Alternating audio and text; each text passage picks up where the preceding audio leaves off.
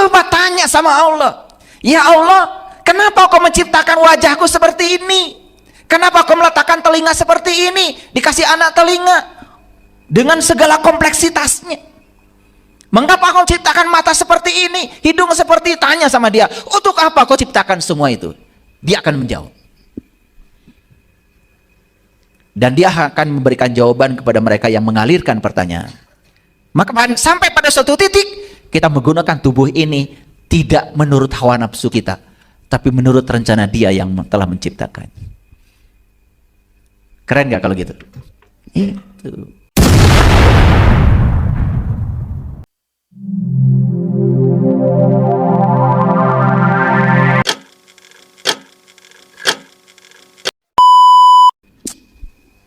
Wah, ayat ini kalau dibahas nggak selesai-selesai kajian kita, ya.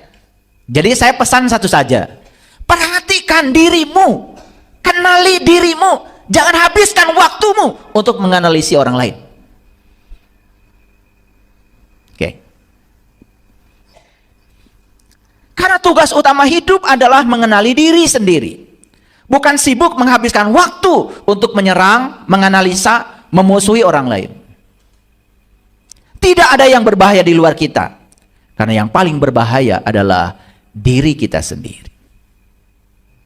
Betul? Ya.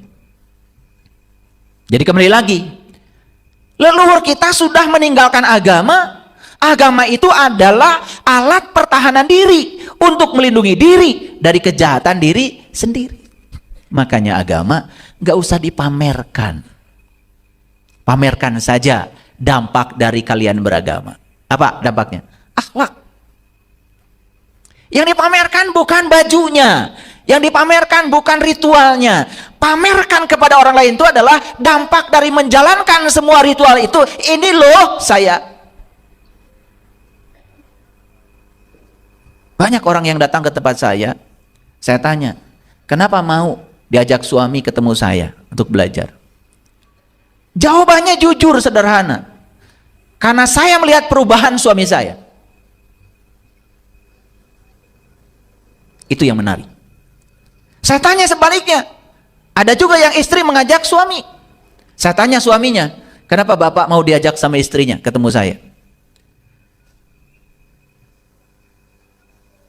Suaminya menjawab, dahsyat sekali katanya ilmu kesadaran. Kenapa? Istri saya berubah total. Berapa derajat kira-kira? 360 derajat.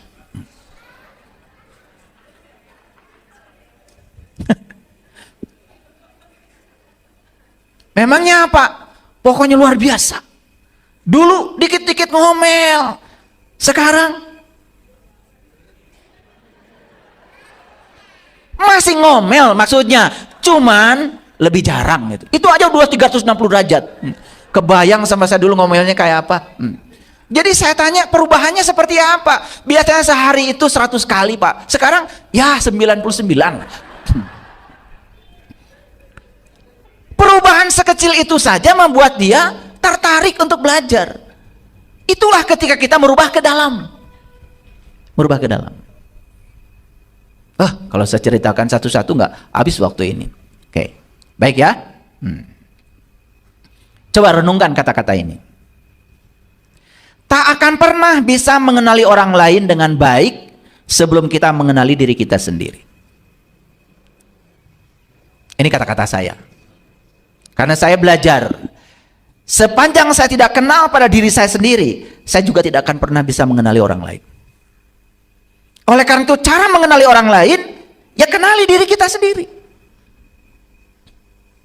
Ibu, pernah ada orang yang marah sama ibu? Pernah?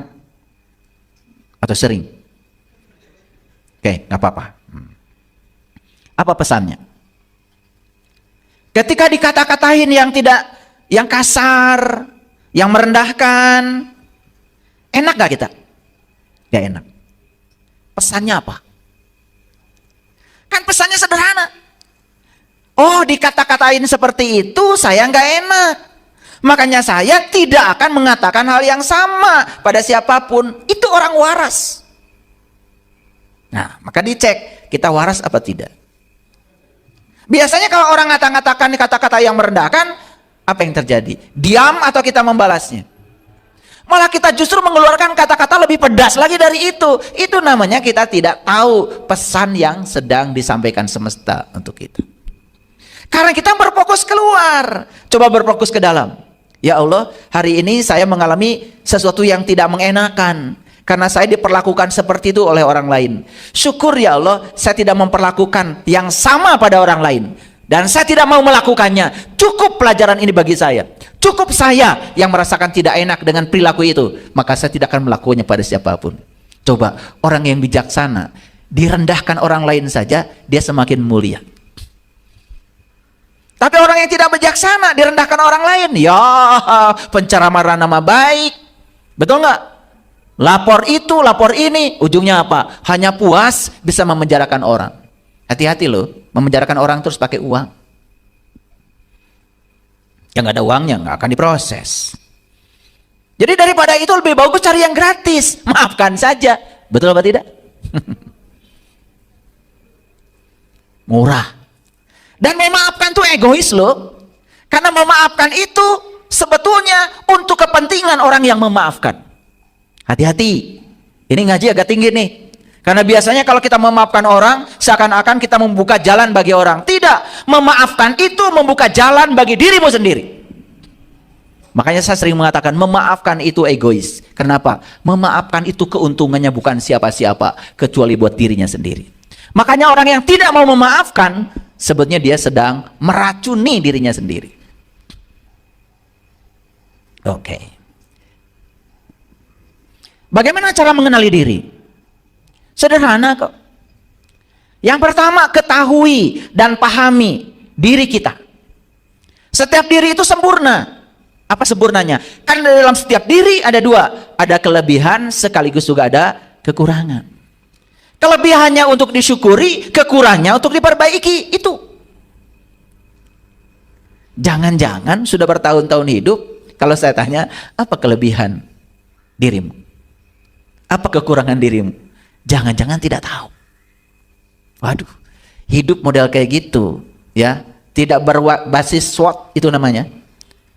Itu pasti hidupnya itu ya amburadul.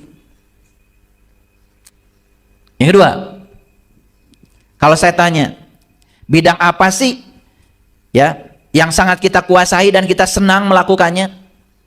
Sudah ketemu belum?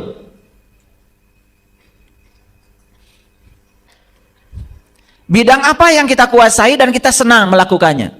Sudah ketemu belum? Jadi kalau hari ini kalian kerja, masih menganggap beban, masih capek, itu ada yang salah. Karena kalau dia mengerjakan sesuatu sesuai dengan bidangnya yang dia minati, pasti akan senang melakukannya. Waktu tidak membatasi lagi. Ikhlas itu datangnya di situ. 3. Bisa nggak kita jujur pada diri sendiri? Ini yang paling berbahaya ini ketika orang tidak bisa jujur pada diri sendiri. Misalnya, dia itu tidak tahu, tapi dia tidak tahu kalau dia itu tidak tahu. Kan sulit yang kayak gini diberitahu. Tapi kalau jujur pada diri sendiri, oh saya itu tidak tahu, dan sekarang saya tahu kalau saya tidak tahu, maka saya akan mencari tahu pada orang yang tahu. Jujur pada diri sendiri itu langkah awal untuk mengenali diri. Hadirin, orang yang tidak jujur pada diri sendiri tidak akan ada di tempat seperti ini. Orang yang mengatakan dirinya tahu, saya sudah tahu, dia tertutup dengan semua pengetahuan baru. Dan orang yang mengatakan saya sudah tahu, tidak ada juga di YouTube sekarang ikut streaming, tidak ada juga di TikTok sekarang ikut streaming, tidak akan ada. Orang yang mengatakan dirinya sudah tahu, tertutup dari semua pengetahuan. Dia hanya siap menjadi torrent yang menggelontorkan apa-apa yang dia sudah ketahui. Mana yang lebih hebat? Mendengarkan atau bicara? Mendengarkan. Karena keuntungan mendengarkan itu pasti akan ada pengetahuan baru yang kita dapat. Beda kalau bicara. Kalau bicara itu bisa jadi hanya mengulang-ulang pengetahuan lama yang sudah dia ketahui. Makanya saya setiap mau bicara, pasti saya menghubungkan dulu dengan alam tinggi saya. Saya mohon bimbingan supaya apa? Yang keluar dari mulut saya terhindar dari pikiran jahat saya. Dan kalau bisa bicara seperti itu, lagi bicara pun seperti ini, pengetahuan baru datang. Itu namanya intuisi. Jadi kita mengajar sambil belajar. Jangan dikira loh, saya ikut belajar sekarang. Karena saya sudah mendengarkan diri saya sendiri. Makanya kalau kita sudah bisa mengakses alam tinggi, mengakses sidratil muntaha kita, mengakses langit rohani kita, pengetahuan itu tidak pernah statis. Selalu baru, baru dan terus baru. 4. Dengarkan suara hati. Sering mendengar suara hati?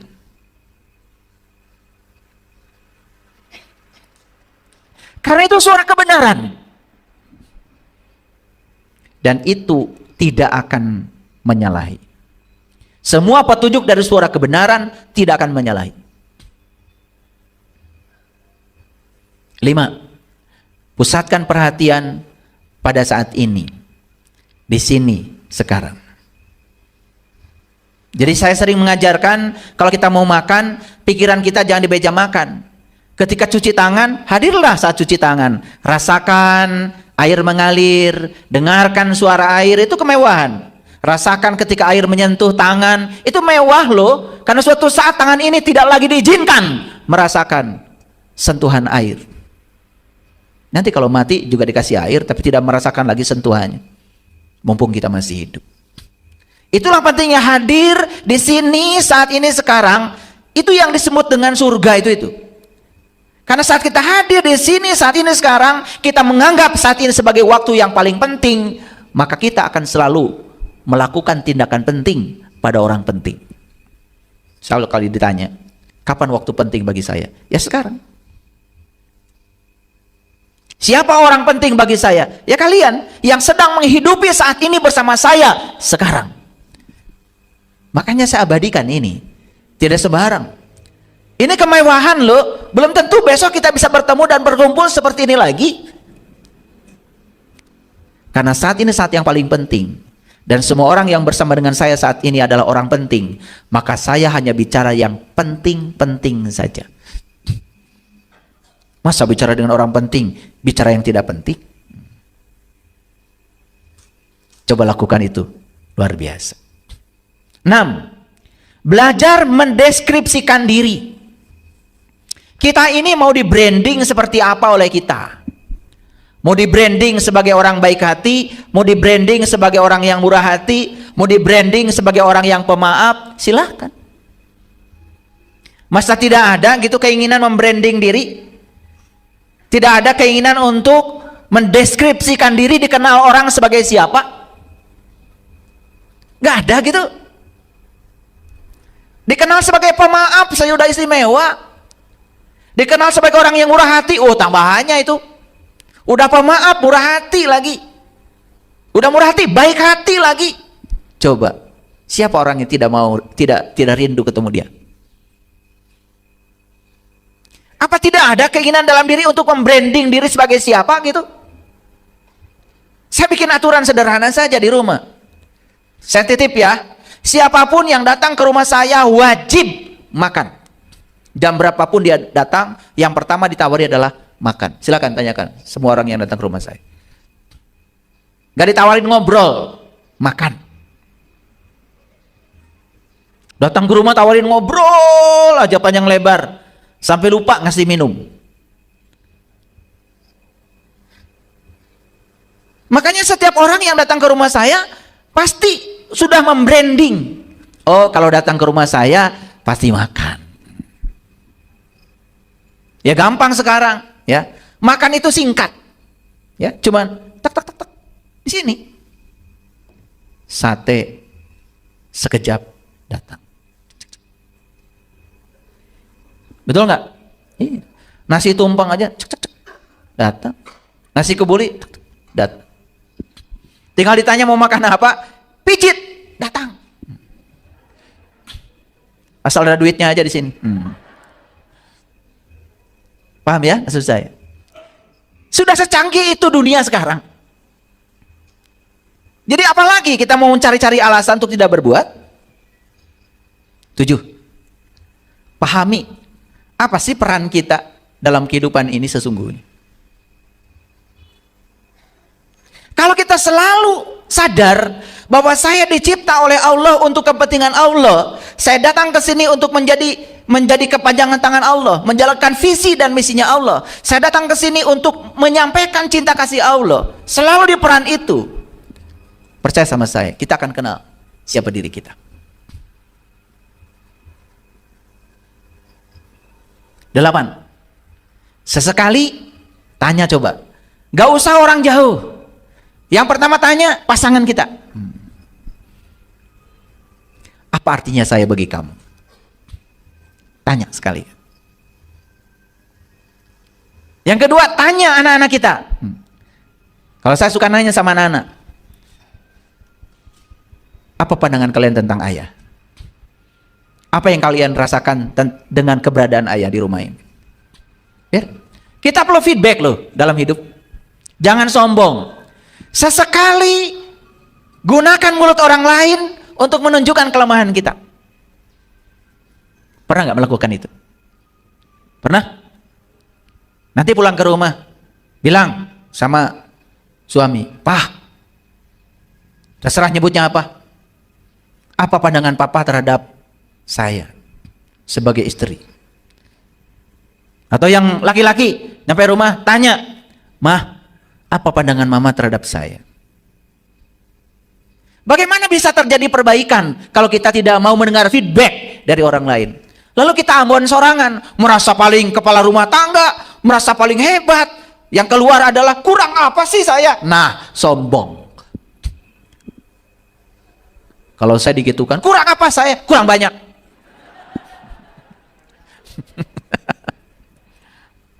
Sembilan. Apa sih visi dan misi hidup kita? Masa hidup tidak punya visi? Masa hidup tidak punya mimpi? Kalau tidak punya visi, tidak akan ada misi. Maka hidupnya tidak terarah. Jika perlu, kita harus baca data diri. Golongan darah sudah tahu ya? Oke. Sekarang sudah ada kepribadian berdasarkan golongan darah. Sudah saya jelaskan. Tipe otak, sudah tahu belum? Baca data diri. Tipe otak saya apa? Apakah tipe otaknya action, tipe otaknya logik, tipe otaknya kreatif, tipe otaknya emosi, tipe otaknya master? Ketahui. Gampang kok. Sekarang teknologi sudah sampai di situ. Sehingga kita dalam hidup ini punya kompas. Tidak hidupnya sembarangan. Kok saya bisnis ini gagal terus? Ya salah. Sama saja dengan ikan salah tempat. Coba. Ikan salah tempat, disuruh manjat pohon, ya nggak kelihatan jeniusnya, karena jeniusnya dia berenang. Sama seperti monyet, disuruh berenang, kelihatan idiot, nah jeniusnya memanjat. Jangan-jangan kita disebut idiot oleh orang lain, cuma salah tempat. Tidak ada orang yang idiot, semua hebat. Percaya sama saya, tidak ada satu orang pun yang idiot. Semua diciptakan Allah sempurna.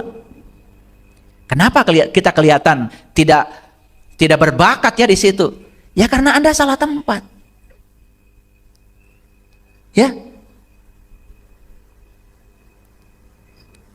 Harusnya Anda memasak, Anda ini bakatnya adalah meramu masakan, itu jeniusnya Anda, malah main bola. Ya disorakin terus. Serba salah, ngoper salah, nendang salah, kesandung dikit jatuh. Kelihatan idiot di situ. Kenapa? Karena Anda tidak di situ tempatnya. Karena sampai hari ini kita belum menemukan tempat saya di mana. Itu bahayanya hidup.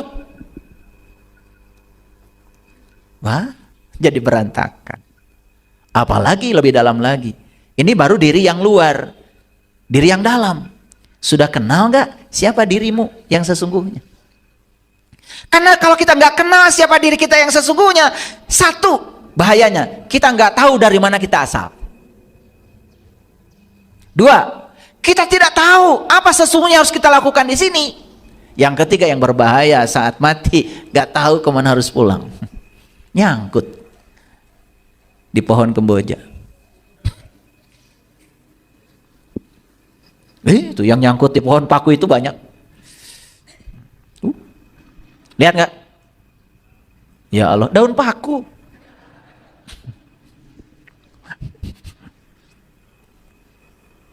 Saya ini, mohon maaf. Saya minta dulu sama guru-guru saya minta ditutup supaya saya jangan lihat yang kayak gitu. Yang nyangkut-nyangkut itu, ya kadang-kadang suka kelihatan. Cuman guru-guru saya mengatakan, bagaimana kamu bisa menolong mereka kalau kamu nggak lihat? Justru kalau mereka menampakkan diri itu sebenarnya karena mereka ingin didoakan saja. Oh itu, saya tahu. Mereka bukan nakut-nakutin kita. Mereka itu sudah tidak punya tubuh untuk berkomunikasi dengan kita. Satu-satunya cara adalah menunjukkan yang namanya penampakan itu. Penampakan itu energi sebetulnya. Karena keinginan yang dalam untuk minta tolong. Cuman kita nggak peka. Ada penampakan malah lari, jurig. Nggak ada jurig di semesta ini. Yang adalah ruh-ruh yang belum bisa pulang. Dan setiap yang menampakkan diri kepada kita, pasti ada kaitan dengan kita. Mungkin untuk keluarga kita. Dengan cara apa mereka minta tolong? Karena mereka sudah tidak punya mulut untuk berbicara. Hak untuk tinggal di tubuh ini sudah tidak diberikan lagi. Satu-satunya cara adalah menggunakan energi untuk kita pahami. Kitanya yang nggak paham. Itulah, mohon maaf ya. Kita tuh terlalu sibuk ya. Sibuk melakukan ini, itu, sembari tidak pernah menyadari yang dilakukan ini buat apa, dampaknya seperti apa, melakukannya seperti apa, supaya hasilnya positif. Oke. Apa manfaat kita mengenali diri? Satu, mudah sekali meningkatkan kelebihan dan memperbaiki kekurangan. Lebihnya kita gampang untuk diasah, kekurangan kita menjadi pelajaran, memotivasi kita untuk terus memperbaikinya. Kan hebat. Dua, kita bisa lebih mencintai diri kita sendiri. Karena tidak mungkin kita bisa mencintai orang lain sebelum kita berhasil mencintai diri ini seutuhnya. Jangan-jangan karena kita tidak kenal diri kita selama ini, kita tidak cinta pada diri kita sendiri. Jangan-jangan malah menganggap diri ini tidak pantas, tidak layak. Waduh, pinter, dabdi majalmi bodoh. Orang lain sekolah, biaya dari mana? Jadi terus memposisikan diri sebagai yang tidak pantas, memposisikan diri sebagai yang tidak layak. Hati-hati ketika kita merendahkan diri kita, sebenarnya kita sudah merendahkan Allah yang ada dalam diri kita. Maka Allah bilang, ya sudah kalau begitu, aku tergantung sangkaan kamu saja. Makanya nasibnya tidak berubah. Masalahnya itu saja. Penderitaannya tidak pernah keluar. Selalu di situ-situ saja. Ya, sakit-sakitan, duit nggak punya, konflik banyak. Wah, udah gitu bilang, ini mah takdir. Tuhan macam apa yang mentakdirkan hamba yang dicintainya hidup menderita? Kita datang ke dunia ini untuk bahagia loh. Sudah dikasih potensi, jasmani kita sempurna, diberi kecerdasan yang bernama otak, diinstalkan yang namanya ruhku, dirinya sendiri kepada kita. Kurang apa kasih sayang Allah? Kenapa hidup kita tidak berkelebihan? Kenapa tidak berkelimpahan? Kenapa serba kekurangan? Bukan takdir itu. Itu semua karena kita tidak menggunakan semua potensi yang Allah berikan kepada kita sebaik mungkin. Kita salah tempat. Kita salah asuh pada diri kita sendiri. Yuk, nggak apa-apalah kita yang sudah tua. Tapi anak cucu kita jangan sampai mewarisi ini semua. Putus cara hidup yang semacam itu. Potong oleh kita. Jangan mewariskan warisan genetik yang buruk kepada mereka. Kasihan mereka. Tadi malam saya menyelesaikan sebuah persoalan. Ada seorang anak, dia merasa tidak layak dalam hidup, murung, tidak bergairah, merasa setiap orang menyalahkan dia. Kemudian saya coba masuk ke alam bawah sadarnya. Apa yang terjadi? Ternyata selama ini dia mendengarkan kata-kata yang kurang bagus dari orang tuanya. Bahkan anak dipaksa harus begini, harus begitu, harus seperti orang tua mereka. Dan orang tua tidak mengerti keunikan anak ini. Ternyata begitu saya bongkar ke dalam, anak ini jenius. Saya menemukan jeniusnya di bidang apa. Tapi jeniusnya anak ini habis. Karena apa? Karena dia dibentuk oleh orang tuanya hal seperti yang orang tua mau. Ini orang tua yang tidak bijaksana. Anak itu tamu agung yang datang ke semesta untuk menjadi diri mereka, bukan jadi dirimu. Karena masalahnya bukan di anak ini, di orang tuanya. Saya panggil orang tuanya. Tapi orang tuanya kemudian menyadari. Setelah selesai semua di healing oleh saya, yang terakhir adalah mereka saya suruh pelukan. Dan saat pelukan saya melihat energi cinta yang luar biasa muncul dari keduanya, dari orang tua dan anak. Dan pagi-pagi saya lihat anak ini penuh dengan gairah hidupnya. Selesai alam bawah sadar. Bayangkan. Jadi kalau anak kita ini mohon maaf tidak sesuai dengan yang kita mau, jangan-jangan mereka mewarisi pikiran-pikiran kita yang negatif. Dan sudah masuk di alam bawah sadarnya. Yuk sekarang kita sebagai orang tua terbuka kepada anak-anak. Jika perlu minta maaf nggak apa-apa, jangan gengsi pada anak. Ya. Apalagi, mohon maaf. Terkadang orang tua tidak sengaja ya berkonflik dengan pasangan di depan anak. Itu masuk, itu menghujam ke alam bawah sadar. Ya. Yuk kita belajar kesadaran ya. Belajar kesadaran ya. Lebih mencintai diri sendiri. Yang ketiga, lebih mudah bersyukur. Yang keempat, mudah mencari solusi dan menentukan solusi buat diri kita. Yang kelima, mudah beradaptasi. Makanya kecerdasan tertinggi manusia dilihat dari kemampuan dia beradaptasi. Yang keenam, mampu menentukan pilihan dan tujuan hidup. Yang ketujuh, jadi lebih tahu potensi diri. Yang kedelapan, bisa lebih menghargai dan memahami perspektif orang terhadap dirinya. Coba, kalau ini semua manfaat ini sudah muncul dalam diri kita, saya pastikan hidup kita penuh dengan keberkahan. Oke, baik, saya mundur ke belakang sedikit. Sudah tahu yang ini ya? Penyakit manusia 3 ya? Udah tahu ya? Saya ulang-ulang terus. Jadi penyakit manusia 3 ya? 3. 1, buta mata kolbu. Inilah sebenarnya penyebab terjadinya salah persepsi, salah interpretasi, salah proyeksi. Buta mata kolbu. Bahasa Qur'annya ya. Wa ubriul akmaha. Itu bahasa Quran surat Ali Imran tuh. Jadi silakan nanti sampai di rumah, sekarang yang di rumah, yang punya Quran, kalau nggak percaya buka surat Ali Imran ayat 49. Di situ diceritakan 3 penyakit manusia yang paling dasar. Jadi penyakit yang pertama, penyakit manusia itu adalah buta mata kolbu. Mata kolbunya buta, alias tertutup. Tertutup, bahasa Arabnya kafaro. Bahasa Inggrisnya cover.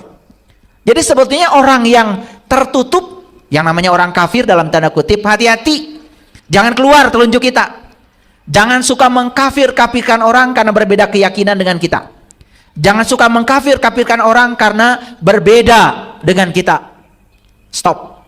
Lebih bagus ke dalam. Jangan-jangan saya yang masih tertutup. Jangan saya masih yang tercover. Ayo, lebih bagus ke dalam. Ngaji itu jangan keluar. Tidak ada gunanya. Ya, menyerang pihak lain tidak membuat kita tambah mulia.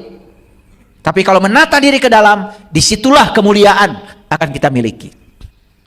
Jadi yang pertama penyakit manusia adalah buta mata kolbu. Kata siapa? Kata Allah. Itu di Quran.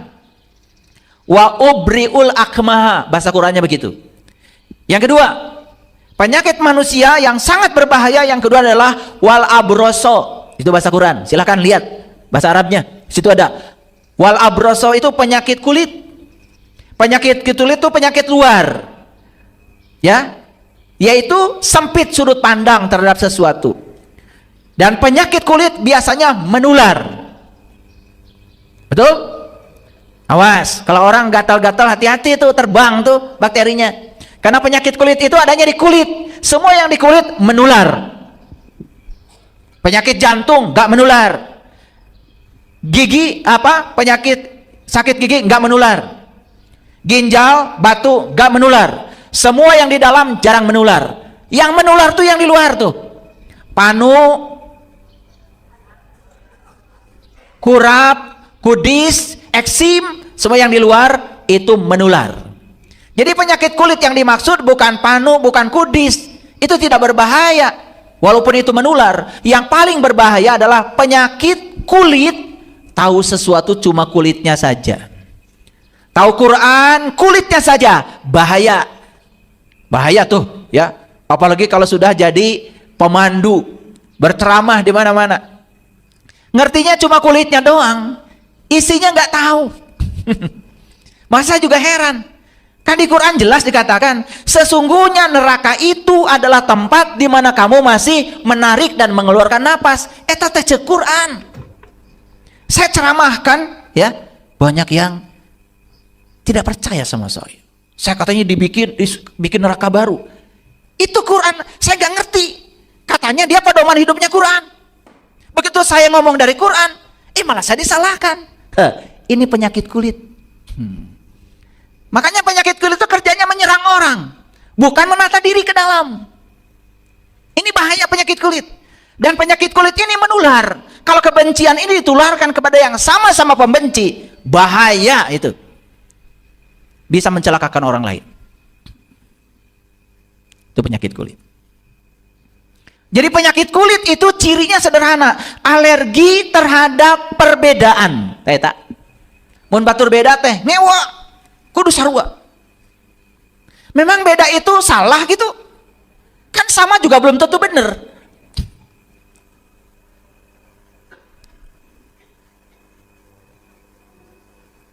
Ini penyakit kulit.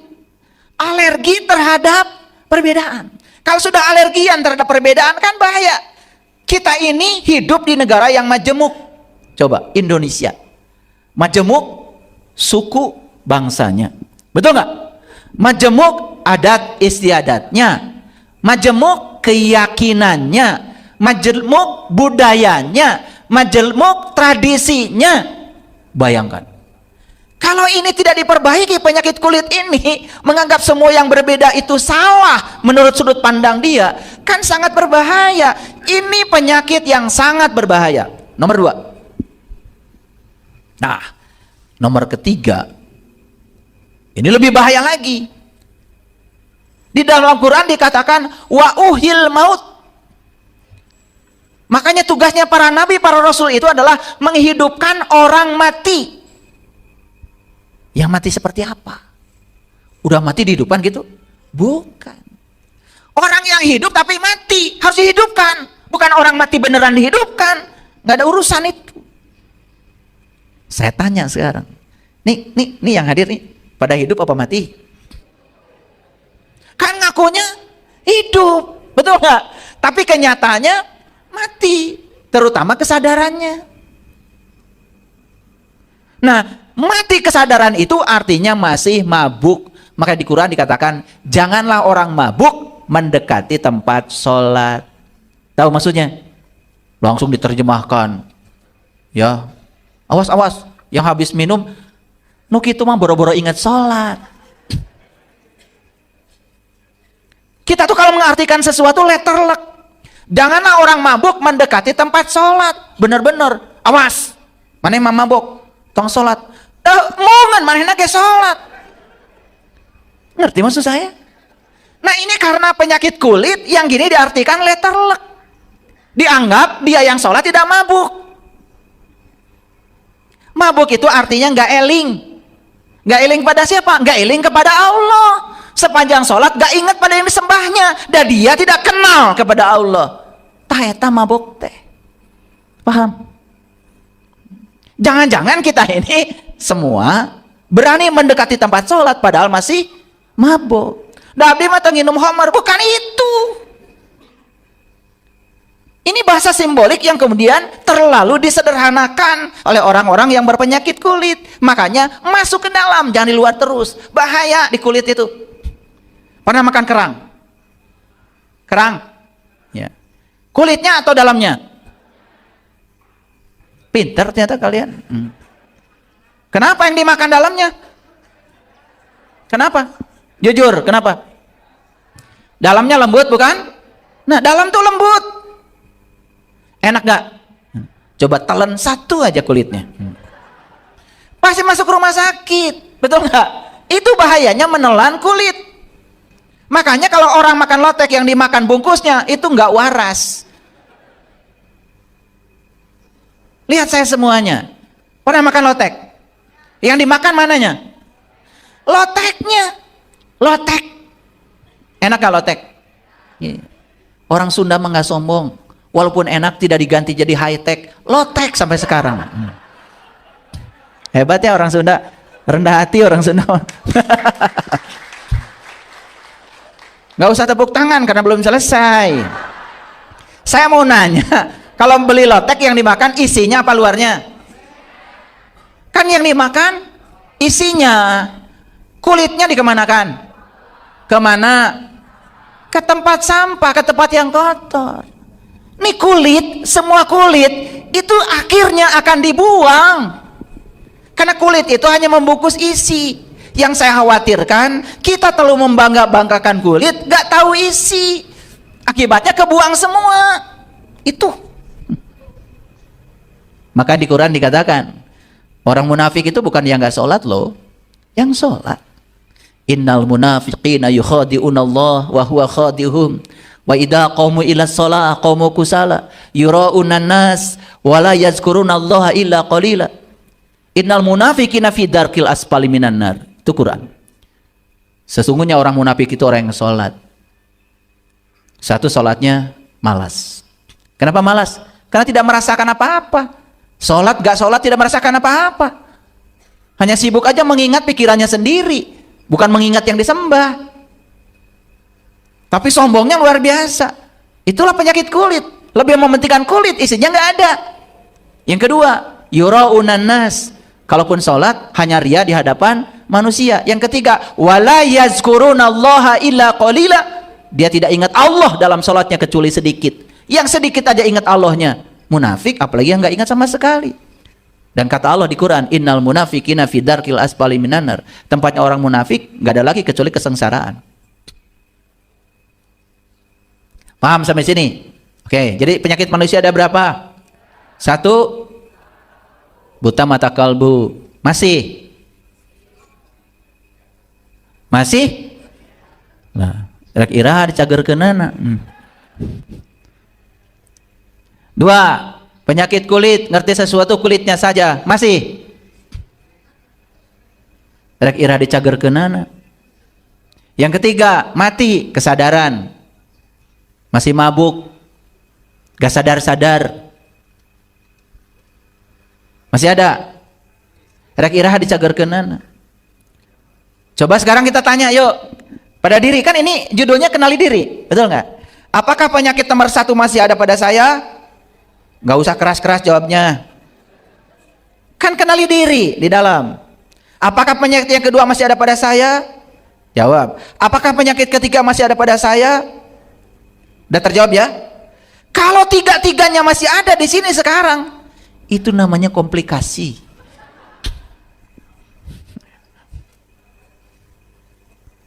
Komplikasi.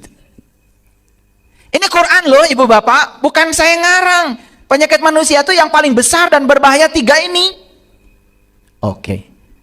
Sekarang kita masuk pada kajian ilmiah dulu. Ibu bapak lihat saya semua, lihat sini. Ini tubuh saya tersusun oleh atom, setuju? Oke. Jadi semua orang fisika, biologi, kimia, orang sains sepakat bahwa yang pertama Allah ciptakan di alam semesta ini, dulu kan awalnya kekosongan. Setelah kekosongan Allah ciptakan energi, ya toh? Setelah energi tercipta, terciptalah yang namanya materi. Nah, energi yang tercipta pertama kali itu foton. Maka foton itu kemudian ya melakukan proses penciptaan dengan menciptakan materi dan antimateri. Itu. Ya. Jadi gelombang elektromagnetik itu, energi itu menciptakan dua, materi dan antimateri. Tapi karena materi dan antimateri itu saling meniadakan, maka jumlah materi yang tercipta di alam semesta lebih banyak daripada antimaterinya. Itu yang menyebabkan materi ada sekarang. Jadi semua materi berasal dari energi. Oke. Nah, semua alam semesta ini tercipta oleh unsur terkecil pembentuk alam semesta, namanya atom. Ada apa sih dalam atom? Atom itu banyak. Ada natrium, ada magnesium, ada aurum, ada ferum, hidrogen, nitrogen, ya, banyak. Oksigen, karbon, banyak. Kalau saya sebutkan sampai sore nggak selesai nih, ya. Nama-nama atom saja. Nah, atom ini kemudian berkolaborasi membangun molekul. Nah, contoh, atom oksigen berkolaborasi dengan hidrogen. Ya. Dua hidrogen, satu O. Jadi H2O. Jadi itu artinya dua atom hidrogen, satu oksigen berkolaborasi membangun satu molekul, namanya molekul air. Terciptalah air. Wah, hebat ya. Ada karbon dioksida, ada karbon monoksida, ada hidrogen H2, ada nitrogen N2. Itu yang suka pakai bahan banyak terbentuk. Semua tersusun oleh atom. Oke. Jadi sekarang tidak usah berpanjang lebar, tubuh saya tersusun oleh molekul, setuju? Oke, molekul tersusun oleh atom, setuju? Jadi sebetulnya tubuh saya ini isinya adalah atom.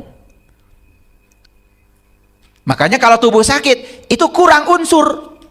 Makanya kita minum suplemen. Betul nggak? Oh, saya kurang zinc. Dikasih suplemen. Oh, saya terkena virus karena kekurangan oksigen. Kasih minum air yang banyak oksigennya. Kan yang kita masukkan ke dalam tubuh ini adalah makanan, minuman, suplemen, semua dalam rangka menyempurnakan jumlah atom dalam tubuh kita. Begitu. Ini science for all. Artinya lulusan SD pun nggak usah khawatir, bisa mengerti kata-kata saya. Karena saya tidak bicara orbital, molekul, orbital atau enggak, dibatasi. Baik, kita lihat sekarang. Nah, atom itu sampai sekarang masih misterius, kecil ukurannya. Tetapi saking kecilnya, maka susah untuk dideskripsikan. Orang-orang fisika membuat model, namanya teori atom. Yang namanya model itu bukan berarti sebenarnya begitu, bukan. Tetapi itu cara orang fisika menjelaskan kepada halayak supaya halayak mengerti. Itu namanya sains. Jadi dibuatlah model. Ada model atom si A, model atom si B, model atom si C. Banyak ahli fisika yang memodelkan atom. Nah, yang ada di depan ini adalah model atom dari Bohr. Ini model atom dari Bohr. Nama orang fisikanya namanya Bohr. Jadi atom tuh gini, hadirin, perhatikan. Ada inti atom di dalam, tuh inti atom. Ada kulit-kulit atom, kulit. Nah, di setiap kulit atom itu ada selalu yang negatif, namanya elektron. Lihat tuh tandanya negatif kan? Oke. Tetapi di inti atom, lihat, ada yang bermuatan positif, ada yang netral, tidak ada muatannya. Nah, yang netral disebut neutron. Yang bermuatan positif disebut proton. Yang bermuatan negatif disebut elektron. Gak usah dihafal, pusing. Lihat gambar ini aja. Tapi yang paling penting diperhatikan di sini, lihat. Semua yang di kulit negatif, bukan? Di kulit pertama negatif, di kulit kedua negatif. Mau sampai kulit berapapun itu masih negatif. Sepanjang kita berputar-putar di kulit pasti negatif. Percaya deh sama saya. Orang yang belajar apapun kulit negatif. Belajar agama kulit negatif, malah menyerang orang. Belajar Quran kulit, bukan tambah bijaksana, terus aja menyalah-nyalahkan orang. Itu bahayanya kulit. Karena menurut teori atom, kulit itu selalu negatif. Yuk, sekarang kita lihat. Yang positif di mana? Di inti. Nah, inti atom disebutnya nuklir. Nukleus. Makanya ketika ilmuwan fisika bisa membangkitkan energi dari inti atom, nama senjatanya namanya bom nuklir. Itu yang berbahaya. Kalau dulu Hiroshima dan Nagasaki dibomnya bom atom, itu energinya masih kulit. Dan sekarang orang fisika sudah membuat yang namanya senjata bom nuklir. Kalau itu Satu hulu ledak aja ledakan dunia ini hancur. Karena energinya yang sangat dahsyat. Dari mana energi itu? Kalau saya jelaskan energinya dari mana, pusing Bapak Ibu. Tetapi pelajarannya adalah kulit selalu negatif. Inti di mana? Di dalam. Di inti itu ada dua. Lihat, ada neutron yang netral, ada proton yang positif. Bisa menangkap pesan dari sini? Pesannya sangat luar biasa. Kalau bagi saya, ternyata netral selalu dekat dengan positif. Coba Bapak Ibu, kalau ada orang mengadu kepada kita, netral dulu. Nih suami istri, ngaduna sebelah-sebelah.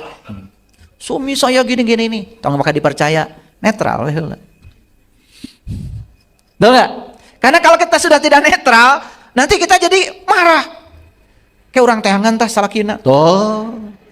Padahal baru dengar sepihak. Nanti ketemu suaminya, ternyata suaminya bicara yang berlawanan. Era apaan? Betul nggak? Hanaskeus ditutunjuk, ternyata yang salah dua-duanya.